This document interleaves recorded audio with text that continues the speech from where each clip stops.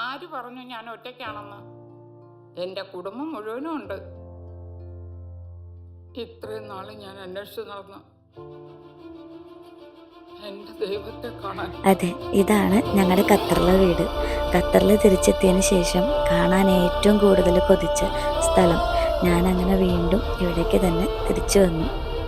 ഞങ്ങൾ 2 പേര് മാത്രമായിട്ട് കയറി വന്ന വീടാണ് കേട്ടോ ഇത്. ഞങ്ങൾ ഇവിടുന്ന് പടിയിറങ്ങുമ്പോൾ ഞങ്ങൾ 4 പേരായിട്ടാണ് ഇവിടെ നിന്ന് ഇറങ്ങിയത്. എൻ്റെ 2 മക്കളും ഇവിടെ വെച്ചിട്ടാണ് കേട്ടോ ഉണ്ടായത്. അതുകൊണ്ട് തന്നെ ഈ വീട് എനിക്കെന്നും എൻ്റെ മനസ്സിൽ മായാതെ ഞാൻ അവസാനം വരെ എൻ്റെ ഓർമ്മയിൽ ഉണ്ടാകുന്നൊരു വീടാണ് കേട്ടോ ഞങ്ങളുടെ സ്വന്തം വീട്.